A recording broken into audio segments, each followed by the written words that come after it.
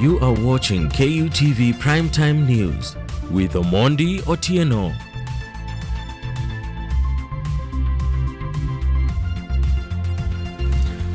All right, welcome back and thank you for staying with us on KUTV Primetime News. And if you're just joining us, you're streaming live this broadcast on our social media platforms on Facebook, KUTV Kenya, on Twitter, KUTV_Kenya. It's also live on YouTube at KUTV Kenya Live. You might be having questions from my guest. Tell me in the comment section, we'll be able to read out to them. Now, ahead of the submission of the running mates to the electoral body, the murky political waters seems to have been stirred, and the players are not having an easy time in the playground watching the game of numbers. And tonight, with the precision of a cardiologist, we dissect the Kenyan politics, seeking the answers of the big questions of finding the players of the second fiddle, and most importantly, the innuendos of the head of state and his deputy. Joining me for the discussion is Solomon Musyoki and Omwenga Moses, who are seasoned political analysts. Thank you so much, gentlemen, for dedicating your time for this discussion. Thank you, sir. Right. Now, before we dive into the gist of our discussion tonight, it is notable that this year in the August polls, we'll be having the highest number in history of independent candidates, because the Registrar of Political Parties just released a list of 46 independent candidates. So what does it really mean for you and as a country? Is it that our culture in politics is changing or something? Start with you, probably, Omwenga. Okay, once again, thank you for inviting me to this show. And first of all, happy World Press Freedom Day. We appreciate it. Thank you. Okay, back to your question. The politics of this country has changed greatly in the past 10 years. You remember Uhuru's administration is the first administration since the inception of the new constitution. And during the first elections in 2013, people didn't understand what these positions entailed. So there were not many people taking part in the elections and all the democratic processes that are being held. But right now, people have gained enough civic education, enough education to help them make good choices at the ballot. And also for politicians, they have learned what these positions entail. Let's say like the women rep, people didn't know what's the work of a women rep. People didn't know what's the work of an MCA. Right. But right now, people are so informed, and that's why many people are seeking to take up leadership positions. And that's why we are witnessing the highest number of aspirants ever since the new constitution. Now, still on that, Solomon, because whatever we can side with what Omwenga is saying, because we are also seeing a big number of candidates seeking the gubernatorial seats and other elective seats. And maybe what I would want to know is probably, because looking at the history of how people have been voting and people have been vying for these seats, do you foresee these 46 independent candidates rallying for the presidential seat, probably running with it to the finish line? Yes, most of them will, because one, the independent candidates, if they were using a party, there's some money they're supposed to give. There are a lot of requirements when using a party. But if it's independent, it means these people really want to get there. And most of them, have ambitions. It is actually, we say in politics that being ambitious is not a crime. So most of them are driven by their ambitions. Most of them want to make a big entry into the political scene. Yeah, the likes in the past we've had the Mwalimu, what was his name? Mwalimu did. And the other people who have come into the picture through the presidential race. So I think most of the people are trying to make an entry into the political arena, and which is good, because I think the biggest reason why most people are coming here is because through the back and forth that we've been having, between Honorable Ruto, Honorable Uhuru, and Raila, all of them are trying to tell people that the power belongs to you. Yes. Doesn't belong to a few people. So it is through that conversation Kenyans have decided, I can be a president, because the power belongs to the people. So I think it is that conversation that has actually brought Kenyans to come of age and, to be mature enough and say, I can go for this seat. Right. Now, still on that, Musyoki, I like the sentiments that you are giving. But now let us dive to the gist of our discussion tonight. The Kenya Kwanza Pact has really raised concerns of how the Wiper Party leader, Kalonzo Musyoka, is being treated in the Azimio One Kenya coalition. So what I really want to know, are these concerns really genuine, or because they have actually urged the Wiper leader Kalonzo Musyoka to probably walk out of Azimio la Umoja, saying that is being disrespected in that coalition. So are these concerns really genuine, or is it a trick probably to weaken the other pact? One, we cannot separate the politics of politics from the politics itself, because Yes. what I'm trying to say is that having Kenya Kwanza tell His Excellency what is it, Kalonzo, telling Kalonzo that you need to get out. It's because one, it's a fact. Kalonzo is being disrespected. When you look at the track record of Kalonzo, you see that Kalonzo has been a deputy president. He has been one of the biggest ministers in time. We see that he has become he was the running mate for the first time 2013, 2017, without all this drama, without all this disrespect. If you can take it back to 2013, 2017, we never saw such things. People come and form a committee and now interviewing them. We saw that the principals sat down and had a conversation. So that is what we are trying to say. Kenya Kwanza is trying to say that is how it's supposed to be handled. It is not just Azimio. It is Azimio One Kenya Alliance. So the Azimio principals and the One Kenya Alliance need to sit down and have a conversation within themselves. So I think that is what Kenya Kwanza is trying to say, which is a fact that is being respected. But there's definitely some little bit of politics. Why am I saying that? It's because I feel the only two people who can be deputy president from the Raila side, it is either Kalonzo or Martha Karua. And it is going to be a very big headache for Kenya Kwanza if Martha Karua is given that mantle. Why? Because one, Martha Karua is a lady. So the UDA will now have a headache of trying to see how can we tackle, now that the women are going to rally behind Martha Karua. So it will mean they'll have to change their plans or probably take a woman, and in this case, a woman will be probably Anne Waiguru. And when you look at the track record of Anne Waiguru and the track record of Martha Karua, most people tend to rally behind Martha Karua. So I think they're trying to throw some seeds there and try to agitate Kalonzo so that is given the DP. At least they'll have a good time trying to balance the politics of the numbers. Right. Yeah. That's well put. Omwenga, I don't know, what is really your take on this? And because, trying to see at how the cards is telling there from what Musyoki is saying that, if probably they consider a female Martha Karua for this post, they will have a hard time in finding a good match for her in the Kenya Kwanza team. So what's really your take on this? And what are the chances of probably having, Kalonzo Musyoka being given this post, being honored as the Kenya Kwanza people are saying when he's given this post? What are the chances of being honored with that position? Okay, number one, these two coalitions, Kenya Kwanza and Azimio One Kenya, all have their own way of doing things.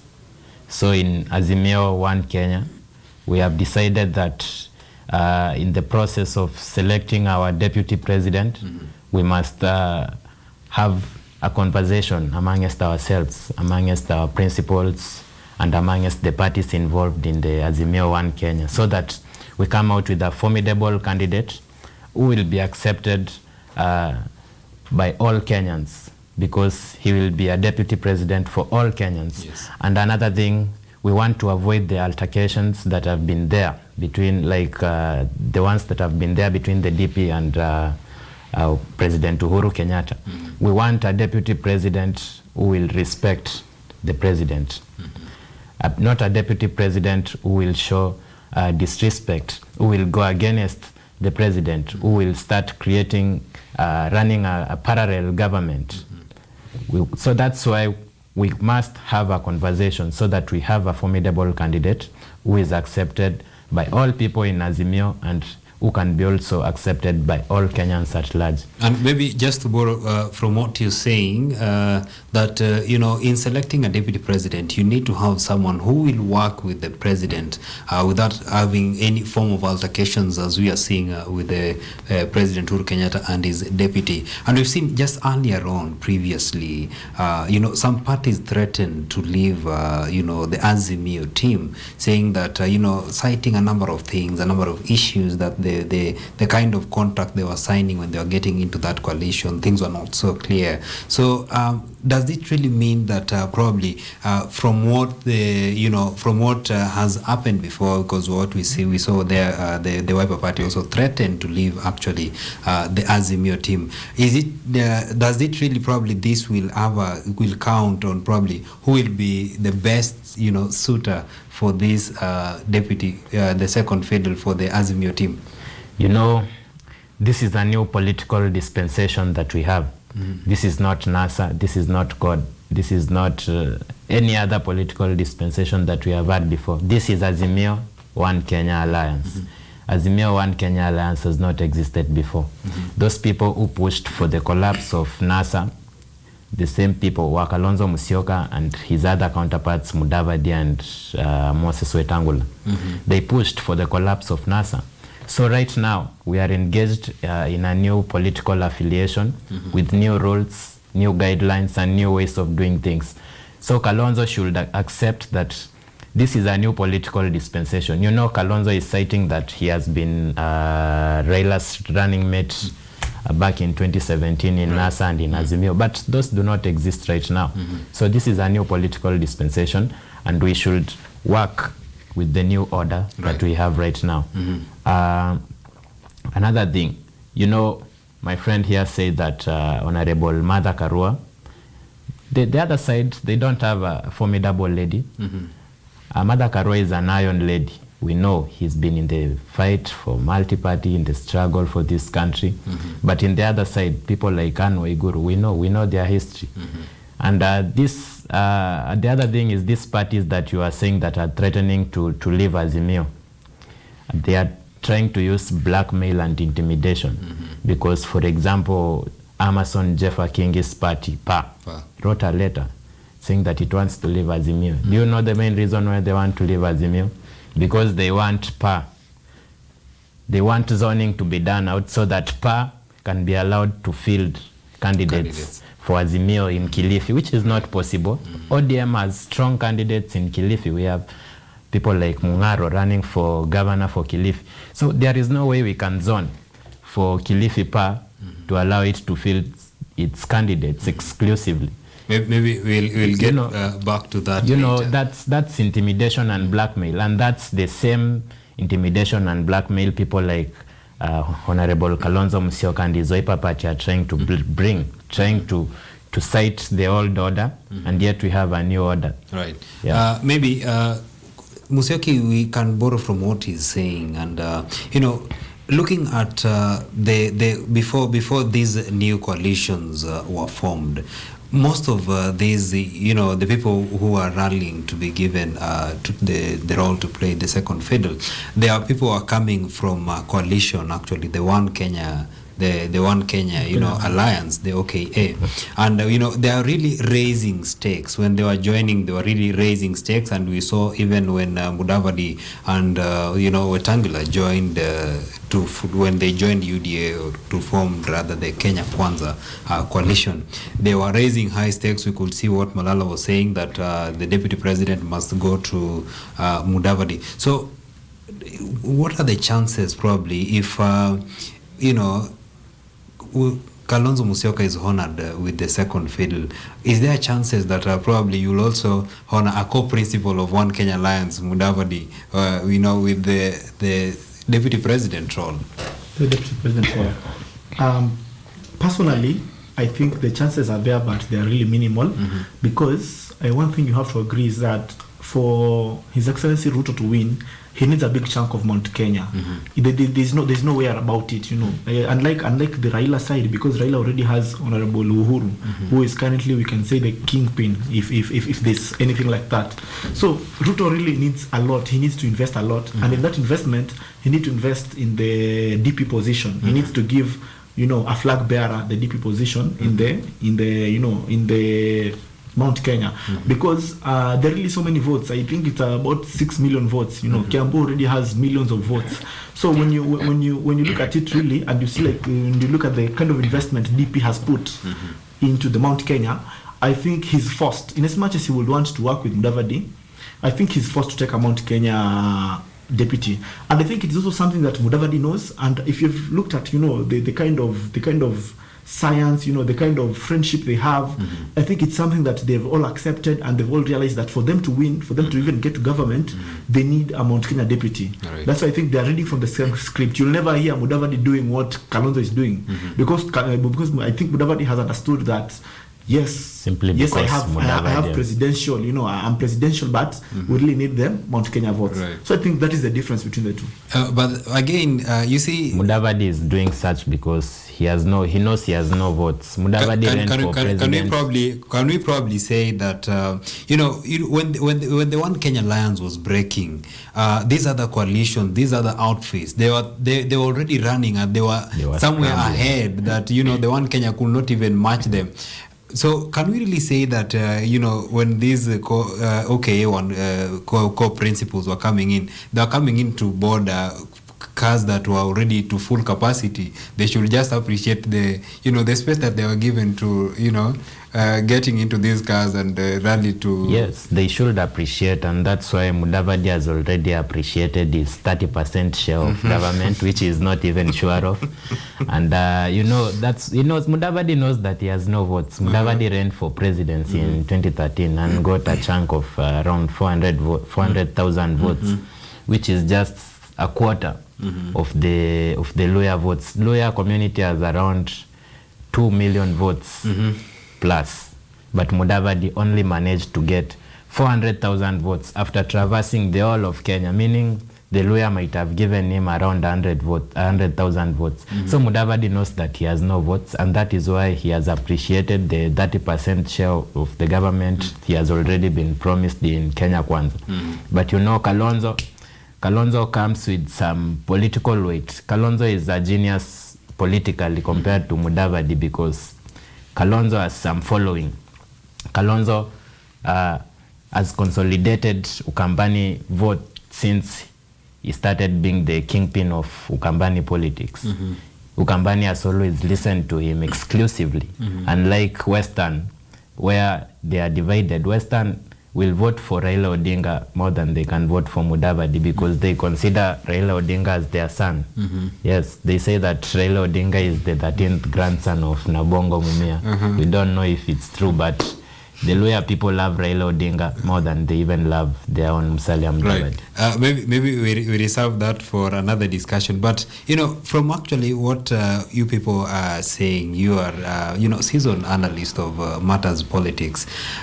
When the contenders of these presidential seats, when they are talking, they say that we want to shun the politics of the regional politics. We want to have a leader that represents the will of Kenyans at large. But why is it really that when they are even seeking the people to run for the running mates, they have to consider a region? Why can't they probably just consider taking any other person from elsewhere to represent the wills of the needs and the desires of even people from the Mount Kenya region? Must it really come from the Mount Kenya region so that they feel that their needs are represented, yet we have millions of other Kenyans elsewhere? Musyoki. I just start by looking at our leaders already. You already started by saying that when Mudavadi joined joined the UDA to form Kenya Kwanza, the likes of Senator Malala started saying, we must give Mudavadi, because they're lawyers, and lawyers want you to give Mudavadi this. And the same thing has been happening in our side, in the deputy side. We will hear Rigathi Gachagua saying you must give. You'll hear the likes of all these people, Didi Nyoro, Kithure Kindiki, all the Linturi, Senator Linturi, all those people saying, we must give, we must be part of this government. We as Mount Kenya. So it is something that is in the back of each and every one of us. I think we are a work in progress, but we are not there. Most Kenyans think on the lines of tribal lines, regional lines. So the presidential candidates cannot gamble by just giving anyone. They really need to give someone who will make them win. And you see, by giving them someone to make them win, they'll have to give someone from a region. If they are targeting the Mount Kenya region, they'll have to give someone from Mount Kenya region, because all the leaders, all the senators, and all these people, even people who are loyal to the party, people like Rigathi Gachagua, someone who has invested a lot in UDA, he still says that we Kikuyus, we Mount Kenya must be given a deputy. So you see that these people are more allied to their tribes than even to the party. Right. So I think that is the struggle that is bringing all this. Omwenga, now what really remains as the fate of the minority communities in Kenya, that probably they might not be having the numbers, but they also have their needs that needs to be represented. What really remains as their fate in the country when it comes to the Kenya is a multi-ethnic nation, and the politics of this country is deeply rooted in ethnicity. And these small tribes are really disadvantaged, because that's now where democracy has its own faults also, because the majority will always have their way and the minority just have their say. This is because these minority communities do not have the numbers.